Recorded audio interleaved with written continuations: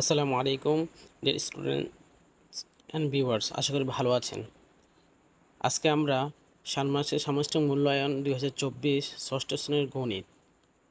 এখানে তিনটি কাজ আছে, কাজ ক, কাজ খ এবং কাজ গ, এবং প্রত্যেকটা কাজেরই একক কাজ এবং দলীয়গত কাজ আছে।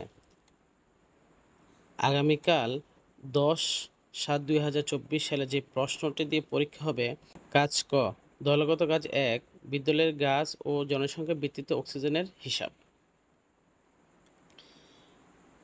এখানে যে প্রথম প্রশ্ন আছে সেটা হলো, বিদ্যালয়ের প্রাঙ্গণে এবং আশেপাশে বড় গাছের সংখ্যা আনুমানিক কত হতে পারে, তার দলের সাথে আলোচনা করে লিখি।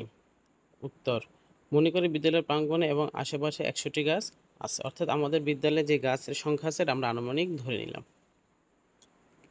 ষষ্ঠ শ্রেণীতে তোমরা যে শাখায় আছো সেখানে মোট শিক্ষার্থী, বিদ্যালয়ের সকল শিক্ষক এবং কর্মচারী মিলে মোট জনসংখ্যা কত, লিখো। উত্তর: ধরা যাক ষষ্ঠ শ্রেণীর একটি শাখায় 100 জন শিক্ষার্থী, 30 জন শিক্ষক এবং 20 জন কর্মচারী রয়েছে। তো মোট জনসংখ্যা 100 প্লাস 30 প্লাস 20 সমান সমান কত হচ্ছে? 150 জন, 150 জন।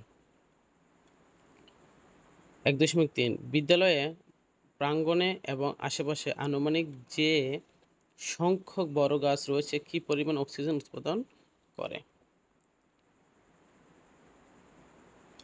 উত্তর: প্রতিটি বড় গাছ প্রতিদিন গড়ে 274 লিটার অক্সিজেন উৎপন্ন করে। তো মোট অক্সিজেন 100 গুণ 274 সমান সমান 27,400 লিটার। এই যে 274 লিটার অক্সিজেন উৎপন্ন করে সেটা তোমাদের প্রশ্নের মধ্যে দেওয়া আছে। যেহেতু ভিডিওটা বড় হয়ে যাচ্ছে সেজন্য আমি প্রশ্নটি করিনি। ষষ্ঠ শ্রেণীতে তোমার শাখায় মোট যে জনসংখ্যা, শিক্ষক, শিক্ষার্থী এবং কর্মচারী রয়েছে তাদের প্রতিদিন গড়ে কি পরিমাণ অক্সিজেন প্রয়োজন হয়? উত্তর: একজন মানুষের জন্য দৈনিক অক্সিজেন প্রয়োজন 378 লিটার। তাহলে মোট প্রয়োজনীয় অক্সিজেন 150 গুণ 378 সমান সমান 56,700 লিটার। তোমার শাখায় সকলের জন্য, শিক্ষক, শিক্ষার্থী ও কর্মচারী গড়ে প্রতিদিন যে পরিমাণ অক্সিজেন প্রয়োজন হয় সেই পরিমাণ অক্সিজেন বিদ্যালয়ের গাছগুলো উৎপন্ন করছে কি? উত্তর: না। 27,400 লিটার অক্সিজেন উৎপন্ন হয়, কিন্তু প্রয়োজন 56,700 লিটার অক্সিজেন। অতএব বিদ্যালয়ে আরও 100টি গাছ লাগানো প্রয়োজন। একক কাজ: আমার পরিবারের জন্য অক্সিজেন হিসাব করি। এতক্ষণ আমরা বিদ্যালয়ের জন্য হিসাব করেছিলাম, এখন আমাদের পরিবারের জন্য হিসাব করব। তোমার পরিবারের সকল সদস্যদের গড়ে প্রতিদিন কি পরিমাণ অক্সিজেন লাগে? উত্তর: আমার পরিবারের সদস্য সংখ্যা 4 জন। অক্সিজেন লাগে 4 × 378 সমান 1512 লিটার।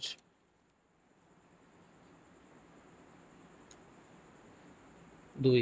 গড়ে একজন মানুষের যে পরিমাণ অক্সিজেন লাগে এবং গড়ে তোমার পরিবারের সদস্যের যে পরিমাণ অক্সিজেন প্রয়োজন হয় তা অনুপাত আকারে লিখো। এখানে গড়ে শব্দটি ভুল হয়েছে।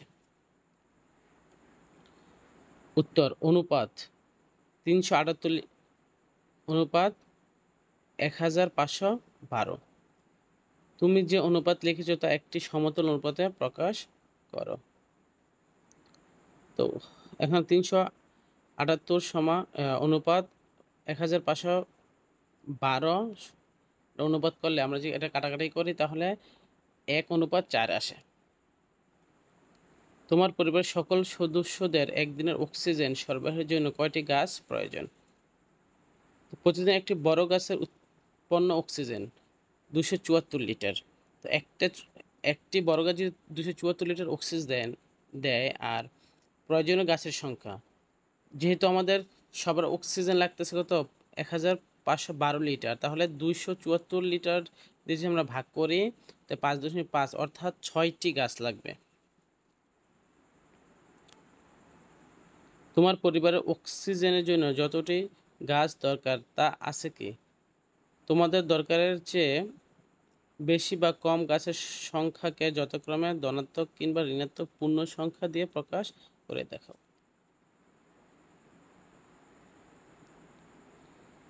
আমাদের বাগানে 8টি বড় গাছ রয়েছে, তো বেশি আছে 6 বিয়োগ 8 বিয়োগ 6 সমান 2টি, অর্থাৎ 2টি গাছ বেশি আছে। তো 6 5 নংয়ে যেই সংখ্যাটি পেয়েছো তার যুগাত্মক বিপরীত সংখ্যা লিখো। বিপরীত সংখ্যা হচ্ছে বিয়োগ 2। তোমার পরিবারের জন্য যে কয়টি গাছ কম বা বেশি আছে তার সংখ্যা রেখা ব্যবহার করে দেখাও।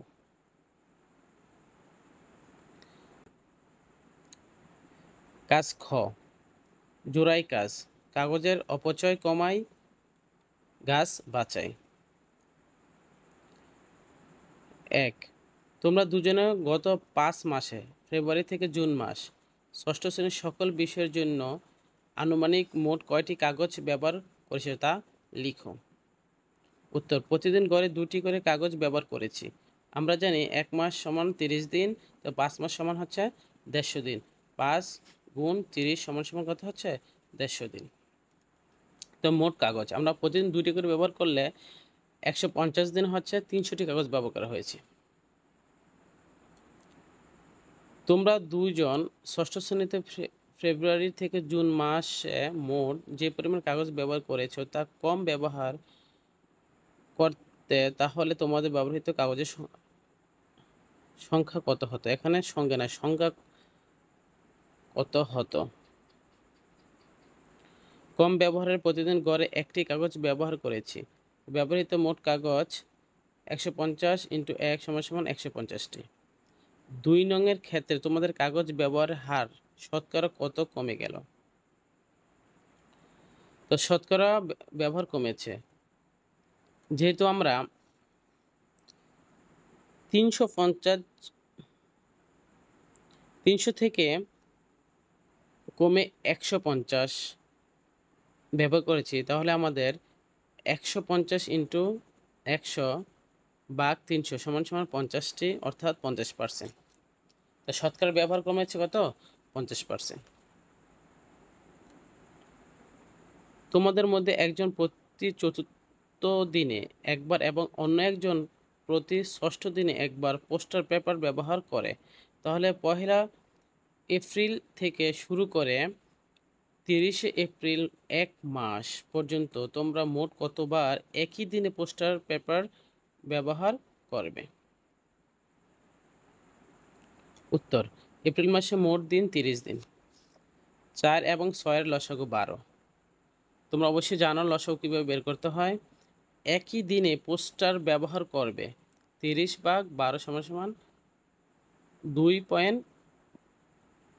2.5, অর্থাৎ 3 বার।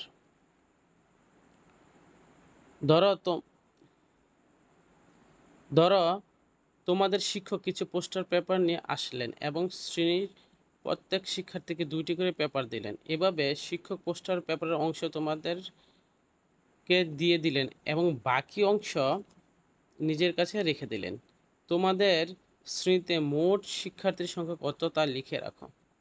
উত্তর, শ্রেণীতে মোট শিক্ষার্থীর সংখ্যা 100 জন। আমরা শুরুতেই 100 জন লিখেছিলাম। শিক্ষক মোট কতটি পোস্টার পেপার নিয়ে এসেছিলেন? উত্তর, প্রত্যেক শিক্ষার্থীকে 2টি করে পেপার দিলে মোট পেপার 100 গুণ 2 = 200টি, অর্থাৎ শিক্ষক 200টি পোস্টার নিয়ে এসেছিলেন। গ, তোমাদের দেওয়া অংশের মূল্য 450 টাকা হলে প্রতিটি পোস্টার পেপার মূল্য কত? উত্তর, প্রত্যেক পেপারের মূল্য 450 ভাগ 100 = 4.5 টাকা, অর্থাৎ প্রতিটি পোস্টার পেপারের মূল্য হচ্ছে কত? 450 টাকা। এখন আমাদের কাজ ক্ষয়ের কাজ শেষ হয়ে গেছে, এখন কাজ গ। গাছের যত্ন করি, বিশুদ্ধ পরিবেশ করি। দলগত কাজ। 2, গাছ রোপণ পরিকল্পনা। প্লট 1 এবং প্লট 2 এর ক্ষেত্রফল কত? উত্তর, দেওয়া আছে দৈর্ঘ্য 26 মিটার, প্রস্থ 17 মিটার। এখানে একটি উদ্দীপক দেওয়া ছিল, যেহেতু ভিডিওটি বড় হয়ে যাচ্ছে সেজন্য আমি উদ্দীপকটি পড়িনি, সরাসরি অঙ্কটি করে দিচ্ছি। ক্ষেত্রফল, তো আমরা জানি ক্ষেত্রফল হচ্ছে কি দৈর্ঘ্য ইন্টু প্রস্থ, তাহলে 26 গুণন 17, 442 বর্গ মিটার ক্ষেত্রফল। বর্গক্ষেত্র, দেওয়া আছে এক বাহুর দৈর্ঘ্য 21 মিটার, তাহলে ক্ষেত্রফল হবে কি? আমরা জানি বর্গক্ষেত্রের ক্ষেত্র হচ্ছে বাহু ইন্টু বাহু, তাহলে 21 ইন্টু 21 সমান সমান 441 বর্গ মিটার। প্লট 1 এবং প্লট 2 এ কয়টি গাছের চারা রোপণ করা যাবে? উত্তর, প্লট 1 দৈর্ঘ্য বরাবর 26টি এবং প্রস্থ বরাবর 17টি, তো 26 আর 17 গুণ করলে আমাদের আসতেছে কত? 442টি। প্লট 2 দৈর্ঘ্য এবং প্রস্থ বরাবর 21টি করে, অর্থাৎ 21 গুণ 21 সমান সমান 441টি। পাশাপাশি দুটি চারার মধ্যে দূরত্ব যদি 1 মিটার হয়, সেক্ষেত্রে প্লট 1 এবং প্লট 2 এ কয়টি চারা রোপণ করা যাবে? উত্তর, প্লট 1 চারা রোপণের ক্ষেত্রফল অনুযায়ী হিসেবে একই থাকবে, অর্থাৎ 442টি। প্লট 2 চারা রোপণের ক্ষেত্রফল অনুযায়ী হিসেবে একই থাকবে, এখানে একই হবে না, একই হবে, 441টি। তোমাদের দলের জন্য কোন প্লটটি নির্বাচন করবে? তোমাদের সিদ্ধান্তের পক্ষে যুক্তি লিখো। উত্তর, আমাদের দলের জন্য প্লট 1 নির্বাচন করব।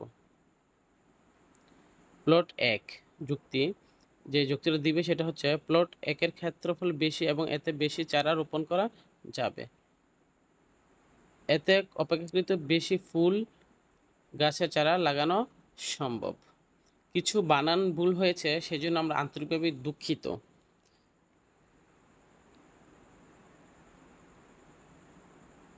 যেহেতু তাড়াতাড়ি ভিডিওটা আপলোড দিতে হবে, সেজন্য হয়তো বা কিছু জায়গায় বানানের ভুল হয়ে থাকে, সেজন্য আমরা আন্তরিকভাবে দুঃখিত। যদি আমার ভিডিও আপনাদের ভালো লাগে, অবশ্যই চ্যানেলটি সাবস্ক্রাইব করে রাখবেন। সবাই ভালো থাকবেন, সুস্থ থাকবেন। আসসালামু আলাইকুম।